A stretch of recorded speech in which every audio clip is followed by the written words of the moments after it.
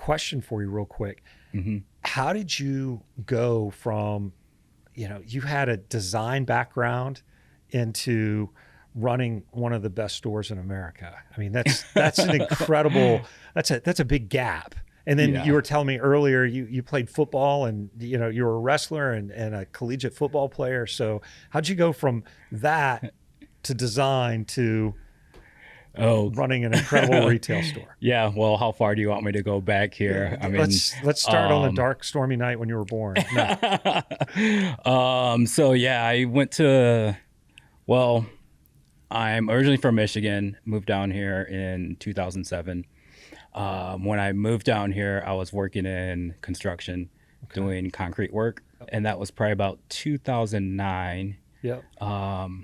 And my first daughter was on the way. Okay. She was born in 2010, and I was just kind of trying to figure out where to go next. I was like, I enjoy this, but it's hard on the body. The economy's not doing well. Yep. Let me see what I can do with this creative side. So I decided to go back to school. Went to school for graphic design. So then I started working at this other company, doing designs for, we would print like shopping bags for companies all over the country. Yeah. And it was okay, but it was just sitting in an office, staring at a computer in a cubicle, and it just didn't really light my fire a whole lot, Yes. Now we are in 2014.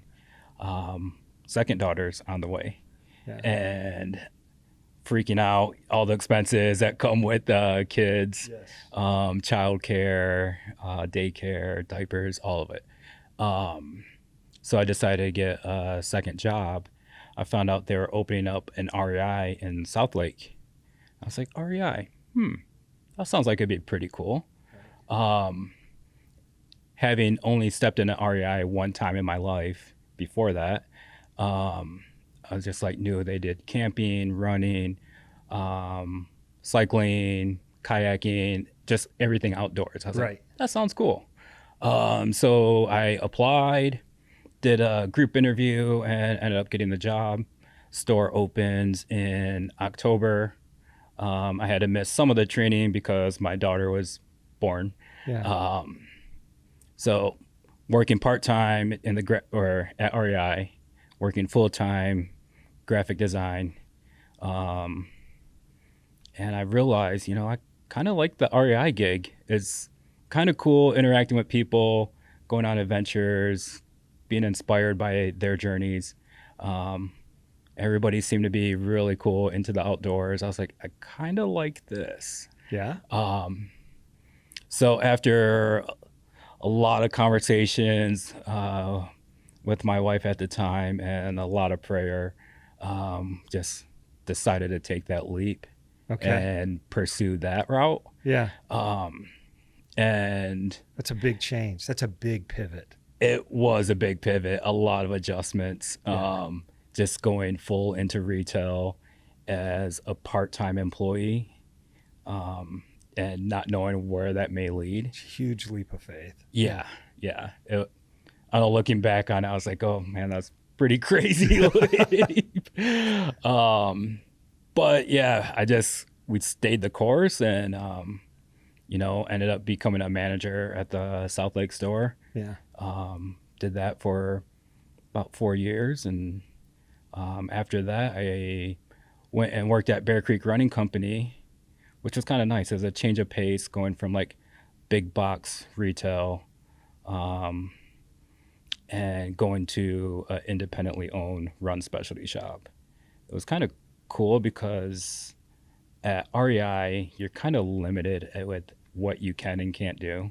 Correct me if I'm wrong, you're given a lot of structure, and within that structure there's freedom, right? And you can go at a different velocity if you want, but those guardrails are pretty well established. Yes. Yeah. Right.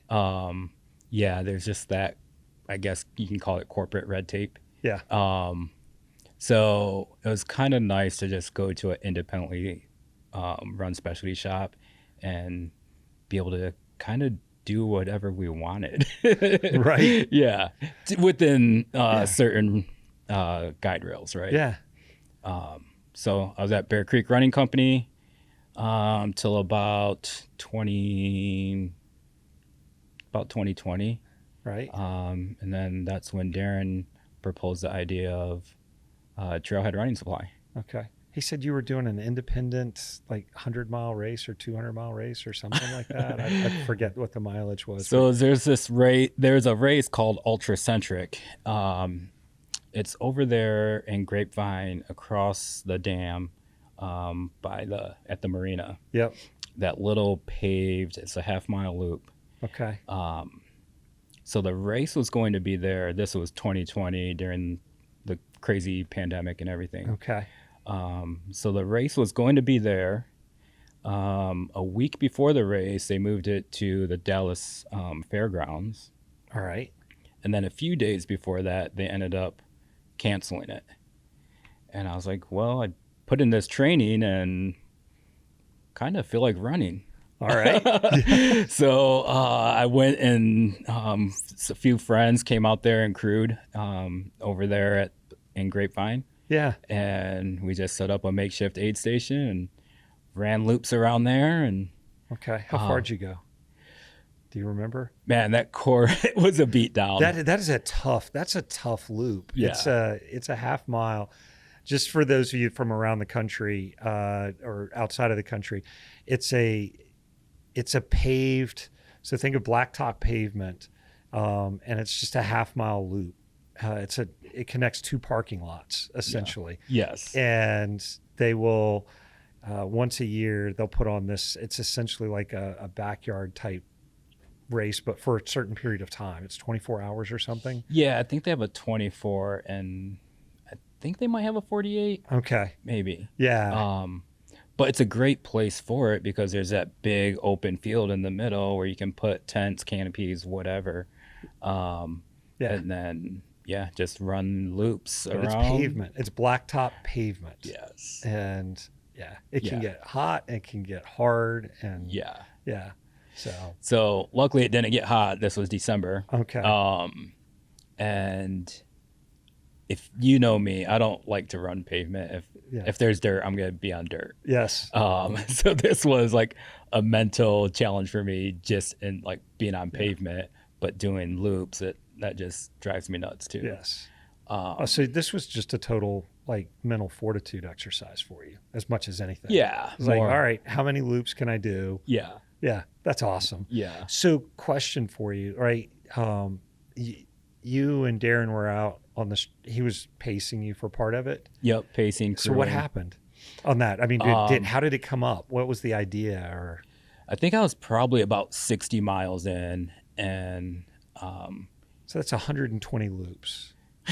120 loops in, and you're not loopy at that point, right? You are. Maybe a little bit. Yeah. Yeah. No pun intended there. Yes. Maybe a little, but he mentions to me, I'm sitting there eating like avocado quesadilla. Yeah. And he says, Drew, what do you think about opening up a trail running store? And I didn't know if I was a loopy one or if he was a loopy one. I was like, yeah, that sounds awesome. Let's come back to that. Okay. Yeah, I love that idea. That's been a dream of mine to open up a trail shop, because before that it was working at REI. I could get some of the gear I needed for a trail run, right. Or working at Bear Creek, I could get some of the gear there. It just felt like you're going to 3 different stores to get everything you need for a trail race. Right. So there was definitely a market for it. Okay. So yeah, that's when the idea first came up. Correct me if I'm wrong though, because and this is something that's important is people are thinking about, all right, how do I grow my career, right, and have execute a hard pivot. You executed 2 or 3 hard pivots. You had a college track where you were going, and then you pivoted into more manual type work and stuff, which is incredibly freeing. I worked construction for a number of years, And there's something amazing about working with your hands and seeing what's done with that. And then you pivoted into white collar type work, which is in design work with total creativity. And then you pivoted from that into retail. And each one of those is a huge step. And then this last pivot, you went from an idea and a concept to doing something that's incredibly hard. There's stores out there that are 10, 12, 20 years old that still haven't made it to this recognition level that you guys have made it to.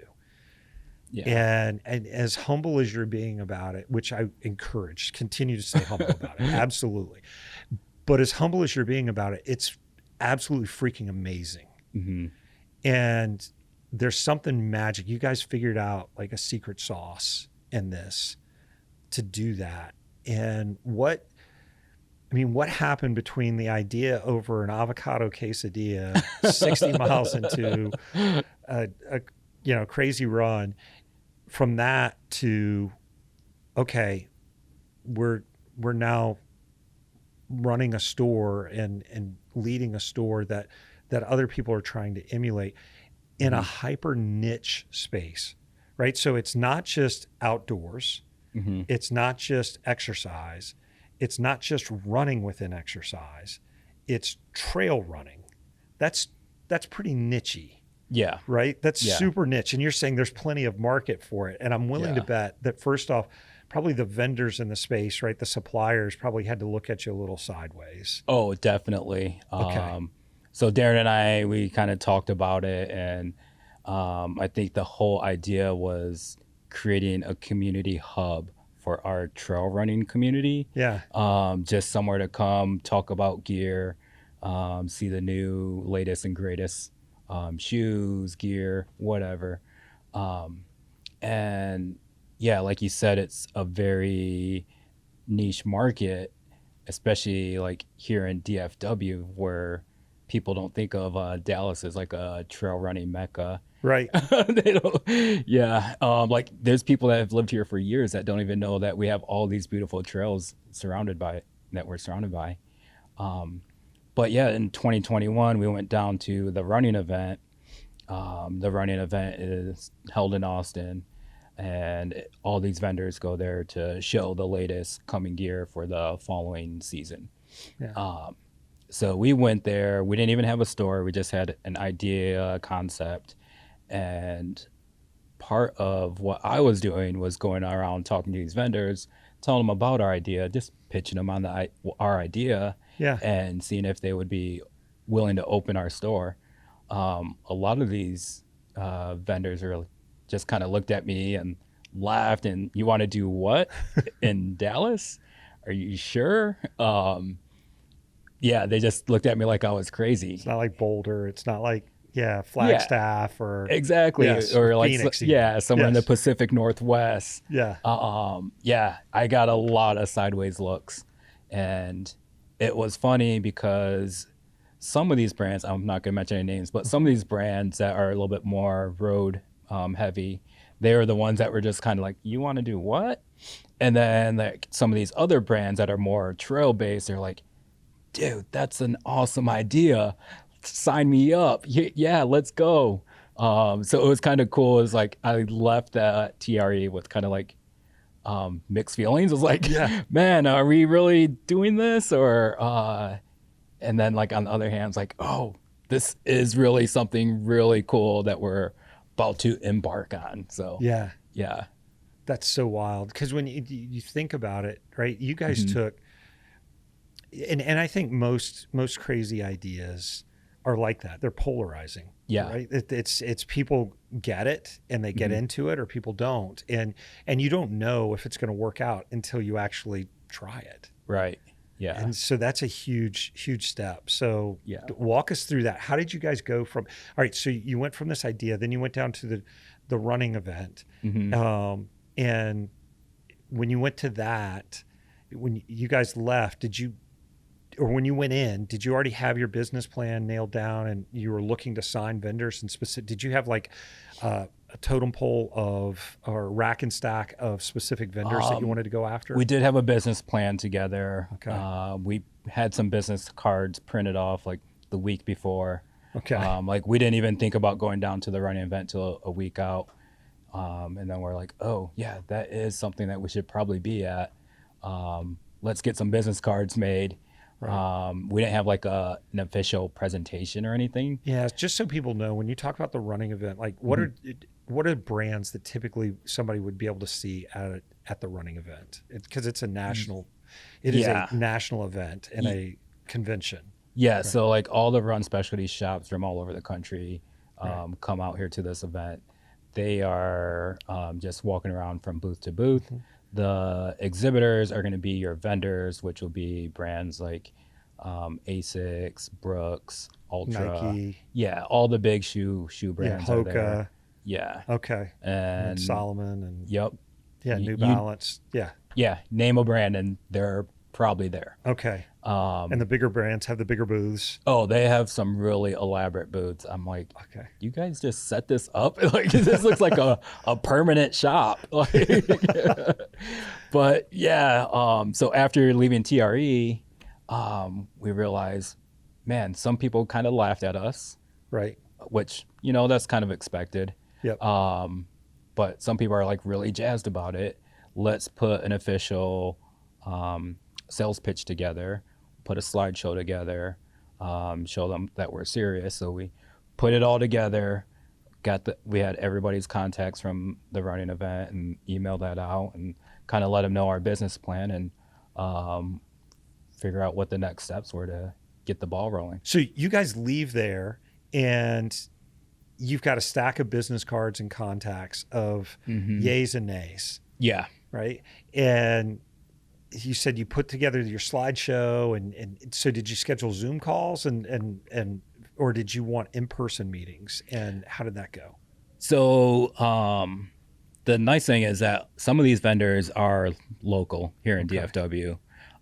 So we were able to set up in-person meetings, kind of talk about the next steps, what shoes to order, what to bring in, just talk about inventory load. And a lot of them were outside of like DFW too. So, yeah, it was some Zoom calls, a lot of emails back and forth, just trying to let them know, hey, we're serious about this. Where do we go from here? Yeah. All right. And so there's a lot to unpack there as well, because when I think about the store that you've got, it seems like there's a lot of design thought that went into it. Because I've had a chance to do a lot of store walks over the course of my career, and the best stores and the best environments, you don't even really realize that there was design thought in until you've seen a lot and you know what to look for. And it seems like there was a lot of thought because it's a tight space, but it's efficient. And then the other thing is, it seems like when I think of a running store, shoes are the anchor, but there's a lot more that goes into it than just that. Yeah. Right? So yeah. And I realized I set up like 3 or 4 different angles that we could approach it at. So I guess the first thing is let's look at it and say, instead of talking about the design concept, let's first talk about like, how did you figure out what you wanted to carry and what you didn't want to carry? And then we'll come back to the design. Okay. Yeah. Well, we knew like, hey, we're going to be a trail store. We're going to be a trail focused store. Okay. We want to carry, there's essentials that you need for a trail run. You need a hydration vest, some way to carry hydration. Yep. Trekking poles. You know how handy trekking poles can be when you're out there in the mountains doing some epic race. Yes. they can save your race. Yes. Yeah. Yeah. Got a crazy story for you about that if I didn't share that with you, by the way. I'd love to hear it. Okay. All right. Yeah. And of course, trail shoes. Yeah. And going back to like the design of the store, we wanted the store to kind of tell a story. Yeah. We worked with this company called 3 Dots. They're out of Boulder, Colorado. And they've done a lot of run specialty shops, some bike shops. We looked through their portfolio and we're like, these guys do some pretty cool shops. Right. We wanted ours, like, we're going to be a really niche store. We need something that's like says Trailhead, Yeah. not just a run store with pegboard or slat wall and shoes on the wall. Yeah. So we worked with them. It was a lot of like looking at Pinterest. I've never like been on Pinterest before that. Yeah. So I like started a Pinterest account, and it's like I'm looking on Pinterest at all these designs, and kind of put an idea board together. Yeah. And they just kind of went with it. But yeah, they knocked it out of the park, in my opinion. Yeah. Yeah. Yeah, absolutely. Yeah. So when you guys were working with them, especially given your background in design, right? Mhm. I don't know if it was as much about design thinking and experience design as much as, or more graphic design, but anytime in the design world, we're always thinking about the experience of somebody, right? What do they feel? What do they look like? Did you guys look at that when somebody walks in the store? What's the first thing we want them to see? And then where do we want them to go? And because I look at that and I think about the way that store flows. How did y'all do the shopping experience? Absolutely. Yeah. That's funny that you mentioned that. And that's funny that you actually think of that, because I wonder how many people actually put that kind of thought into it, or just walk in and just like, oh, it's a store. But yeah, the focus, like the Trailhead sign right behind the cash wrap, and then having a really unique cash wrap. So you see that when you come in, and like someone standing there greeting you.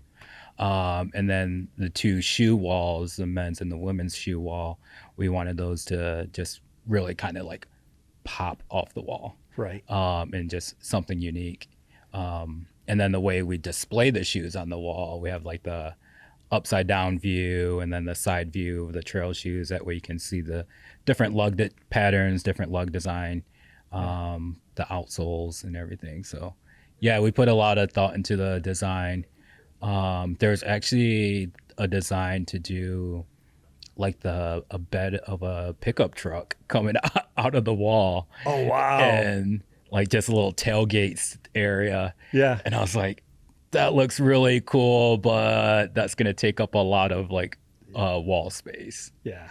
And then the other thing that we wanted our store to have was like a aid station. Yeah. So we have the water cooler where you can fill up your ice, your water bottle with ice and water, and then the community fridge that we keep stocked with Waterloo and beer. Yeah. For your post-run beverage. That was supposed to be on the brick wall. Yeah. And I was like, man, that takes up a lot of space over there too.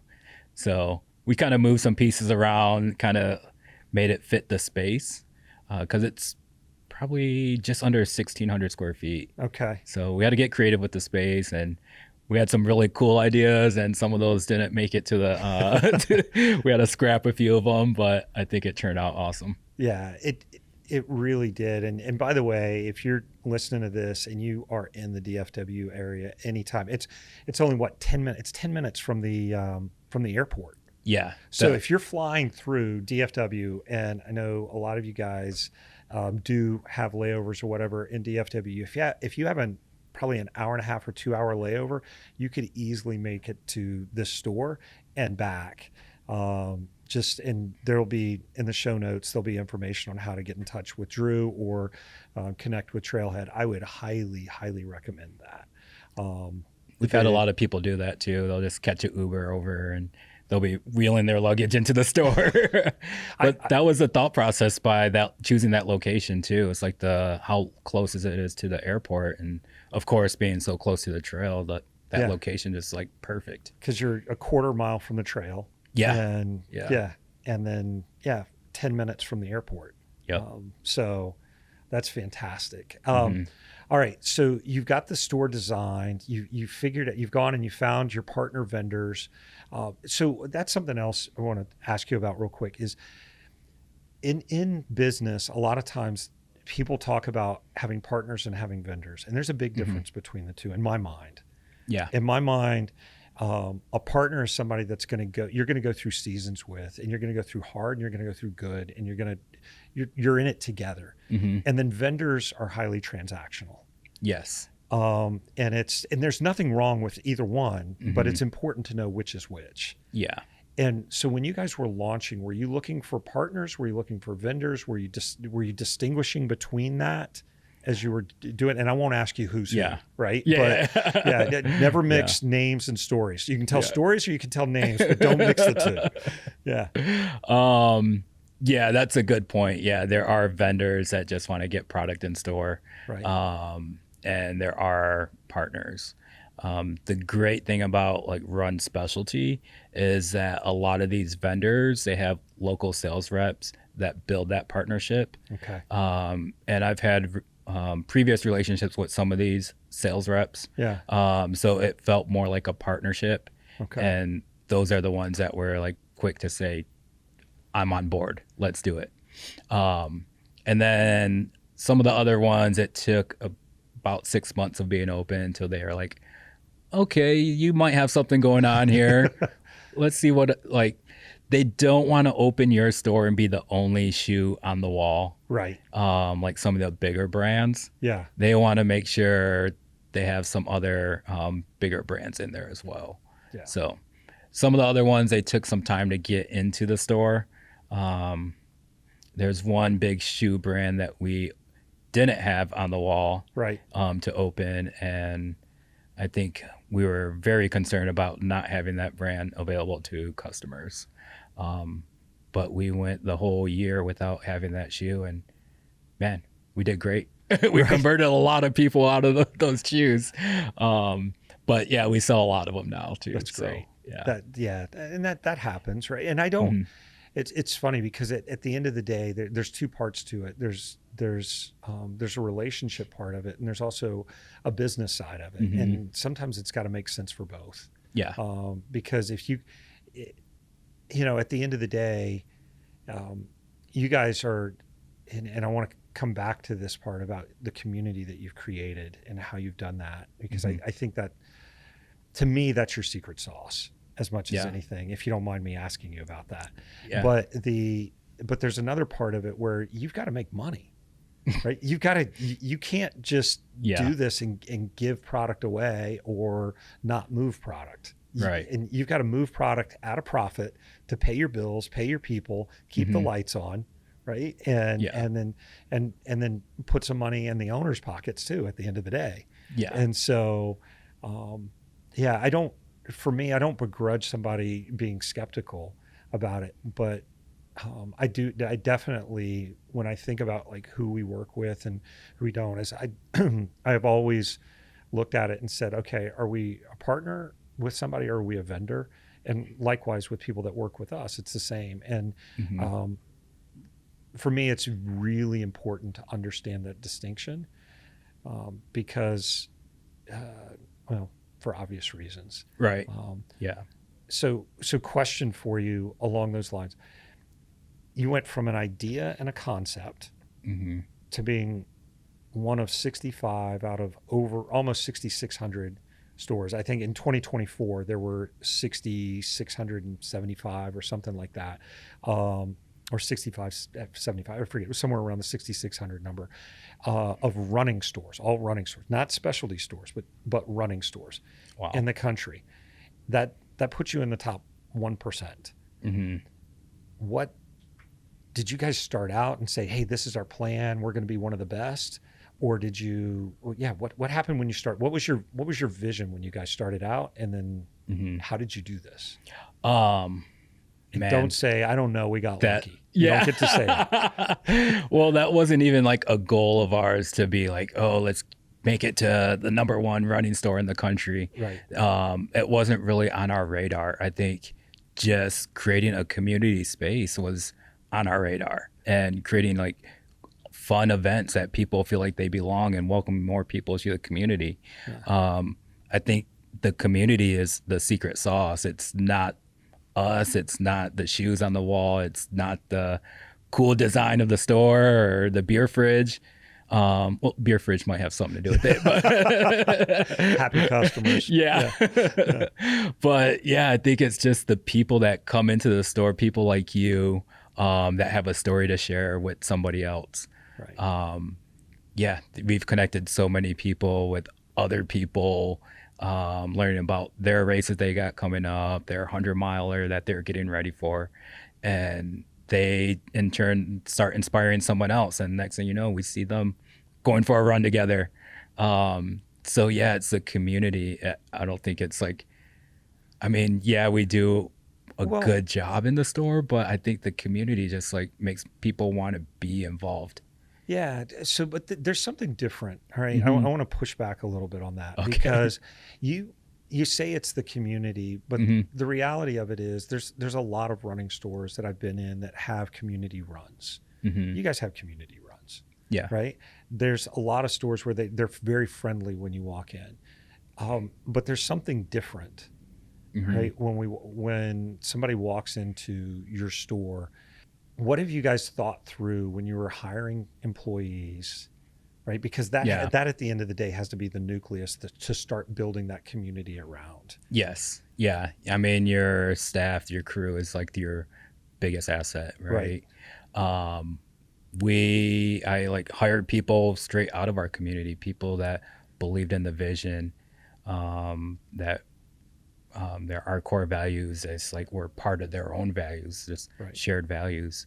Um, yeah, people straight out of our trail community. I think bringing that trail vibe into a retail atmosphere is what has kind of just blossomed into, I don't know, just an amazing trail community. Yeah. Well, Hmm. and because I think it's important, right?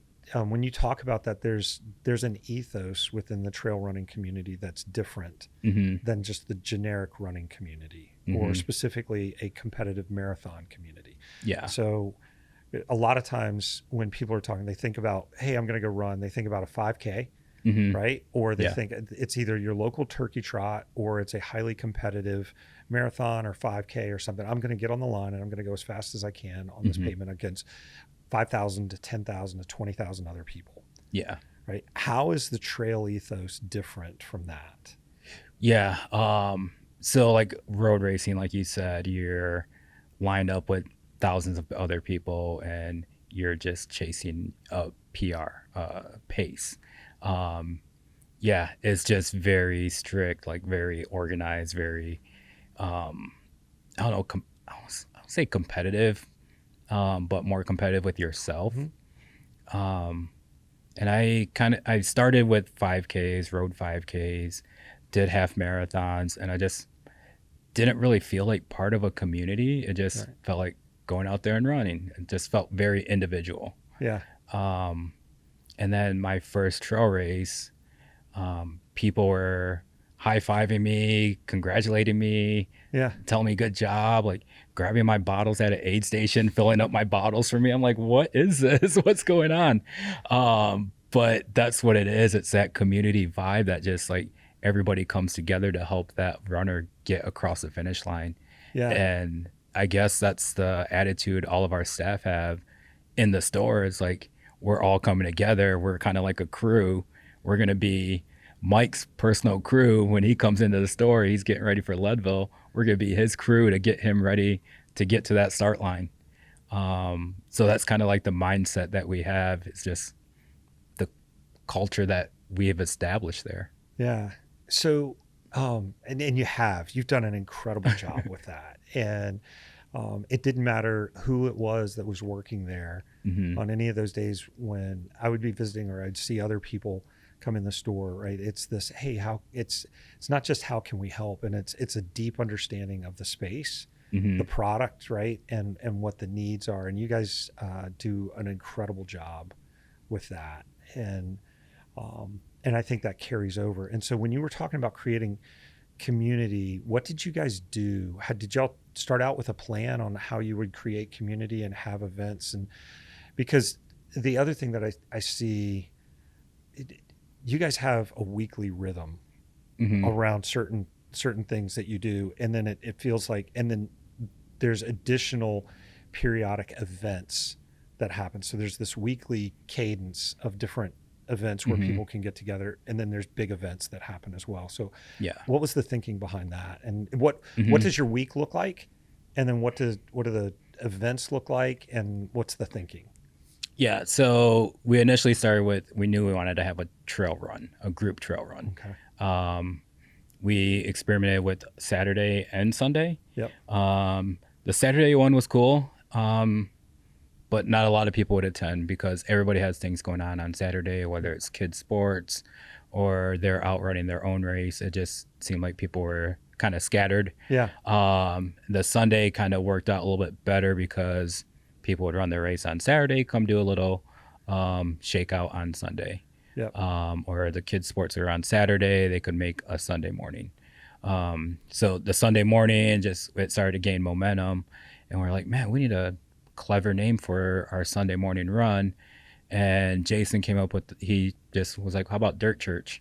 Yeah. I was like, Dirt Church, I like that. Yeah. And that name is just kind of caught on, and every time you see somebody on Strava, they use the name Dirt Church. Yeah. But there's no religious affiliation or anything like that. It's just Sunday, and we're in the dirt, and the church is like the community. So it seemed like the fitting name. Yeah. And then we were like, well, if we really want to grow to other runners in the area, we need a road run too. So we're like, okay, what day works best for that? And we picked Thursday night, and we called it Rocky's Road. Rocky being our mascot, the Boston Terrier. Okay. And kind of a play on Rocky's Road ice cream. Yeah. So I love that. We like the alliteration too. Yeah. So. And then Kathy, Darren's wife, is a yoga instructor. So we decided, hey, let's have yoga for runners that are not flexible, very stiff. After their long runs over the weekend, they need to come in and stretch out. So that's when we started doing the Monday night yoga. So, and it was every other week. Now it got so popular that we were like, okay, let's do it every week now. That's fantastic. Yeah. So we do yoga in the store on Monday, Rocky's Road on Thursday, and Dirt Church on Sunday. And Tuesday, you've got something now too, don't Tuesday, we do Horseshoe Hustle. That's in Grapevine. That's not at the store. Yeah. So that was one that I started back in 2019. And oh, okay. Yeah, it's been around for a while. So before the store. Yeah, it predates the store. Yeah. Yeah, so when we first started that, I think we started in October. It was late fall, maybe September. And there was probably 3 or 4 people that would show up, and we'd come out there every Tuesday night at 6:00 and headlamps if it was too dark. And it just started growing and growing. And I think probably over the pandemic, have like 30 people there on a Tuesday night. That's insane, right? Like a Tuesday night at 6:00. Like, don't you guys have anything else to do? Yeah. That's great. Yeah. And then some of the other occasional runs we'll do a Friday night lights at the store. Okay. During the summertime, we'd usually do that once a month. And Friday night, usually about 7:00, because the sun's setting a little bit later on Friday night. We'll just all meet at the store and go hit the trails and have our headlamps on. And yeah. That's great. And that run, every time we do Friday night lights, there's probably about 30 people that show up. Yeah. I'm like, don't you guys have anything else better to do with your Friday night? Just come out and run in the woods. Oh, yeah, but you get to go spend some time with friends and stuff. And the other aspect of it that I think you guys do exceedingly well is it's all paces, right? So you break it up into different groups of folks as well, right? So there's somebody just wants to hike, they can hike. If somebody wants to just fly, they can go fly. And for sure. I think it was really hard in the beginning because we had a few group leaders. We knew we wanted to do like a 4 to 5 mile run and maybe a little bit longer 7 mile. And we didn't really know like everybody's pace, what everybody felt comfortable doing. And we would find out people are like falling off the back and people don't know the route. So now we have a lot of regulars actually. Yeah. And they're comfortable with leading the pace. And usually us store workers. Right. We can pull up the back or sweep the trail and pick up anybody that might not be having their best day. Yes. Yeah. So, or somebody that's new and new to trail running, and Okay. we just. All right. So you've gone from an idea to you guys have implemented it. You started building a community, and you've got team members in place. You've got the right product and everything. And to your point, right? It's one of those things where you can have the best design store and you can have some of the best products, but doesn't mean people are going to come if they have a bad experience. So you've worked on getting the experience nailed down. And then you've built this community around it. And with that, you're in the top 65. Two questions that are coming off of this. I'm going to give you the first one and then I'll hold the second one. How do you make it into the top 65? What happens, right? Who decides whether you're in, whether you're out? Is it just gross sales? Is it the biggest wins, or is it what is it? I don't think it's anything with sales related. Yeah. Okay. The running event, they decide who gets nominated. Well, actually, let me back up. It's actually voted on by the community. Okay. There's everybody from the community just goes out and nominates their favorite running store. Which community? And so like you're saying I could go nominate a running store? Yep, you can vote. Anybody can vote. Okay. Those of you watching at home, you can vote. Yeah. Anybody can vote, and they can vote for their favorite running store. Okay. And if you receive, I don't know what the magic number is, but if you receive X amount of votes, that's when the running event, their committee, they're like, oh, who's this store? And then they will send, oh my goodness, it was like a whole essay of like 50 different questions. Oh my gosh, it took me like a few days to like answer all these questions about the store. Yeah. And so you get this long questionnaire that you have to fill out. And then after that, if they still feel like you're one of the top stores, they'll have a secret shopper call the store and probably ask questions about what shoes you carry, or looking to get involved in like a group run, or just ask like basic questions. Yeah. So after that happens, then they'll have a secret shopper come to the store and probably go through the whole fitting process. And I don't know, maybe they say they're new to the area and want to get plugged in. And apparently we've had 2 secret shoppers, and whoever worked with them just knocked it out of the park as expected. It was probably Tom, because Tom's awesome. But yeah, we had 2 secret shoppers, a secret shopper over the phone. And I wish I could just like go back and see that secret shopper interaction. You know, that'd be pretty cool to just be like a fly on the wall and like, oh yeah, he did knock that out of the park. So after that, if you pass all those tests, I think they just kind of take the answers and narrow it down to the top 60. Okay. Yeah. That's insane. And one thing I don't want to be remiss in missing this, you guys have also created a women's only run as well, right? Yeah. A women's community as well. So Kathy and Ashley, they've kind of taken the lead on that, as well as like the other women in the store. Yeah. They've worked with the Trail Sisters to open up a Trail Sisters chapter in North Texas, and they do that once a month, the 3rd Saturday of every month. I remember the first one, I was thinking, there'll probably be, I don't know, 10, 12. Ashley texted me and she was like, oh, there's quite a few girls here, right? A lot of ladies here. I was like, oh, cool, that's awesome. I was thinking 15. I get to the store at 9, or at 10, the run started at 9, and they come off the trail probably about 10, 15, and like 30 women just walk into the store. I'm like, oh my gosh, what is happening?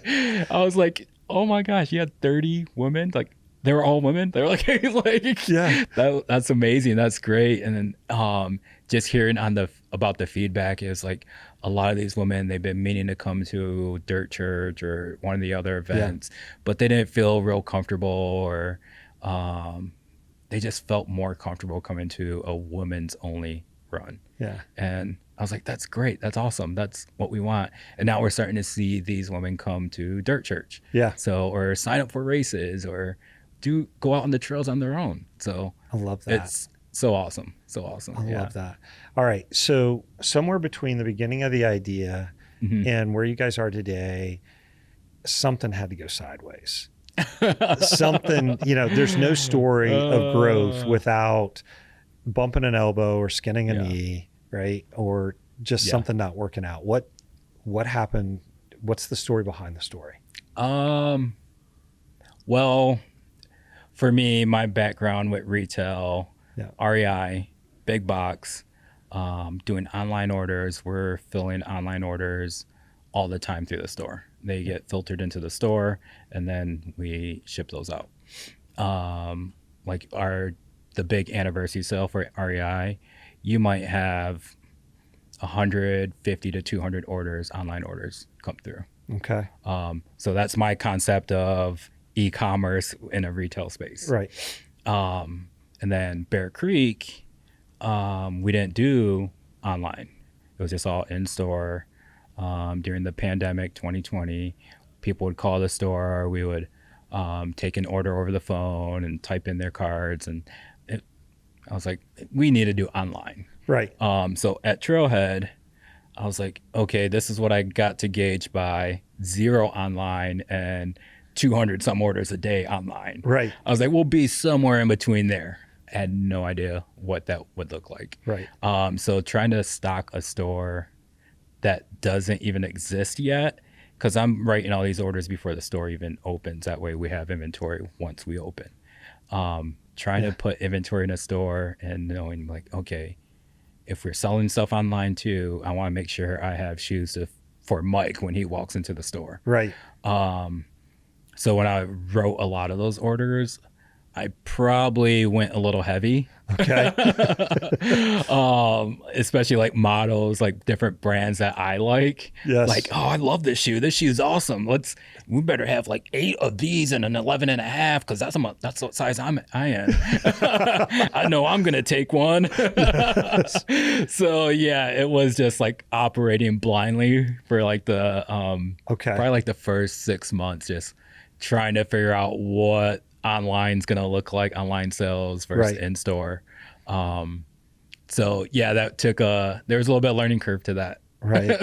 Okay. But yeah, I've kind of got it figured out now. I think every day you're learning, right? Yeah. Yeah. So yeah, I would imagine still to your point in your first 3 years or 4 years, it's one of these things where I'm thinking every day is a new day. Oh, for sure. Yeah. Yeah. Okay. Yeah. There's always a new challenge. Yeah, I think like some of these like pre-book orders, I'm writing orders that are a year out that won't even arrive till next October, next November. So trying to forecast that far out, especially like when you're a new store within that first year, I'm like, what am I basing this off of? Like we weren't even open the previous year. How do I know like what the sales are going to be in a year from now? So it's just kind of just operating blindly and kind of setting the bar a little bit low. Yeah. And rather sell through everything and then instead of have all this overstock. Yeah. Yeah. Well, and the overstock creates an incredible amount of pressure too. Yes. Right. I mean, being out is extremely inconvenient, but I'm imagining as a boutique retailer, which is the reality of it now, right? You're one site, one location. Do you guys have plans to grow? Anything you can discuss? It'd be nice. Like we built this with the idea of growth. Right. Like you walk into like anybody that walks in our store for the first time, they're like, is this a single location? Do you guys have like stores all over the country? Or if they see our website, they're like, oh man, you guys are pretty big. Right. No, we're a single shop. We are independently owned. But yeah, we kind of built it out for growth. Okay. Is it growth within the location or is it multi-site potential? Or is that to be determined? Maybe multi-site, it would be nice. Right. But I mean, I feel like we just have like the perfect location right now, Yeah. and trying to copy and paste that somewhere else. It's like, man, there has to be a lot of things that I would align think for so. that Yeah. to duplicate that recipe, right? Yeah.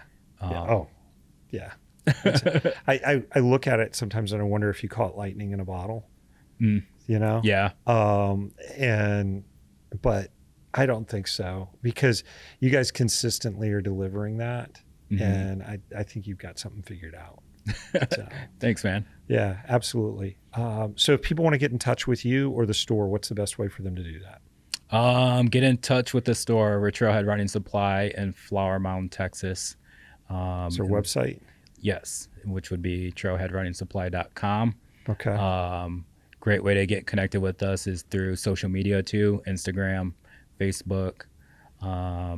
We post all of our events on our website. We have an event calendar on there, but we also post them on Facebook too. Okay. So Now, if somebody's not local, but they want that experience that we were talking about, can they call in and talk to somebody, or absolutely, is it just e-commerce only and figure it out? Is it, just click and order, or what's the best? What about that? we have a guy that he's from Tennessee, and every time he comes through town, he comes through for work once in a while, maybe like every 6 months. Right. He'll stop in the store, or in between those work trips, he'll call the store, just talk about shoes, or talk about a race. Yeah. So you better like have like another like 10 minutes on your hand, because you sit down, get comfortable, you're gonna talk for a minute. But it's great to hear from him. He probably considers us his home shop. Okay. Yeah. So yeah, you can call the store. You can message us through Instagram or Facebook. We'll respond there. But there's always, I thought about doing like a chat bot on the website too. Yeah. But I don't want it to be like AI chat bot. Yeah. Because we want it to be like real authentic. Yeah. But maybe that's off down the line somewhere. That's great. All right. I'm going to hit you with a curveball of a question. If somebody was thinking about doing this, right, not necessarily trail running, but if they wanted to open a niche store or something along those lines, what advice would you give them? Do it. Do it. I think the best thing is to really identify your niche, what you're going to do, what's going to set you apart from everybody else, and just really lean into that. I think that's kind of what we've done here at Trailhead, is just like, we're trail runners. We like to play in the dirt. Let's do that. So I think just leaning into what you're good at, what your niche is. Yeah, I love that. And it's there was in business school, I forget who it was that said it, but one of the famous business authors or whatever said, you should be so good in what you do that you can publish your strategy in the Wall Street Journal and let anybody read it and try and copy it. Yeah. And you'll still beat them. Yeah. Right. Yeah. And so that's what I'm hearing from you is like, hey, we know what we do and we do it really well and we're proud of it and we're thankful for it. And that's the other thing is you guys lead with humility and gratitude. Yeah. Yeah. Thanks. Yeah, absolutely. With that, Drew, thank you so much. I really appreciate it. Has it been time already? It has. Oh man, that flew by. Yeah. That was awesome. Let's roll for another hour. All right. What do you want to talk about? Let's change seats this time. Okay. We can do that. Thanks so much for joining us today. We really appreciate it. Another edition of Get Vertical. Drew, you've been amazing. Guys, if you want to go back, just a quick summary of what we did. It was his background, both professionally and then also how he got into creating one of the best retail stores in America and the pivot that took place in that and the lessons learned. It was absolutely amazing. Look forward to the next episode. Thanks.